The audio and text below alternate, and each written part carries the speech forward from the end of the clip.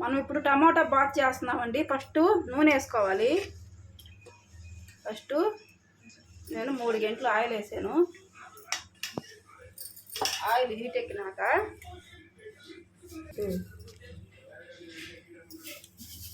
Oil వేడెక్కింది. ఆవాలు, జీలకర్ర, తర్వాత కొంచెం పచ్చెనగపప్పు, మినపప్పు,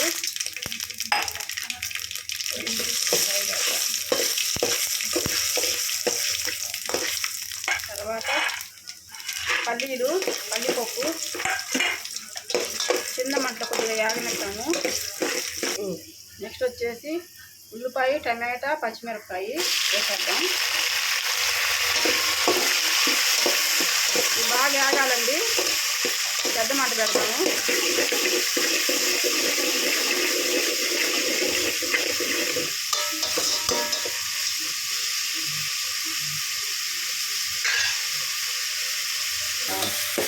కొంచెం వేగినాయి టమాటాలు. నెక్స్ట్ కరివేపాకు, టమాటాలు బాగా మగ్గినాక నీళ్ళు వేసుకున్నాం. సరిపోయాయి. 1/2 కేజీ ఉప్మా చేస్తాను నేను, అందుకని సరిపడా నీళ్ళు వేస్తున్నాం.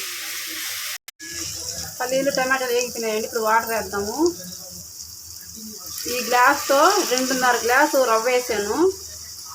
నీళ్ళు వచ్చేసి 8 గ్లాసులు వేస్తాను. 1, 2,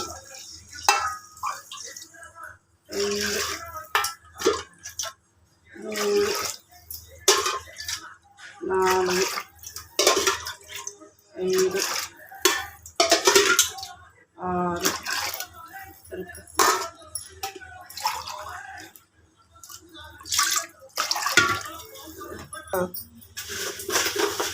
నేను ఏది కూడా కొలతలతో పెట్టుకోను, మరగా వేసేస్తా. ఇంకో సరిపోయేంత ఉప్పు కొంచెం వేద్దాము. బాగా నీళ్ళు ఉడికిన తర్వాత, మరిగిన తర్వాత ఉప్మా రవ్వ వేసి కలిపేద్దాం. ఉప్మా నీళ్ళు మరిగినాయండి బాగా. రవ్వ పోసి కలపదాం.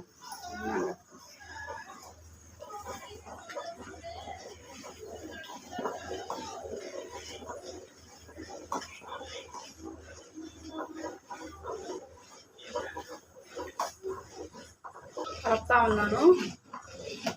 ఆ నీళ్ళకి రవ్వకి సరిపోయింది కరెక్ట్గా. చిన్న మంట పెడతాము.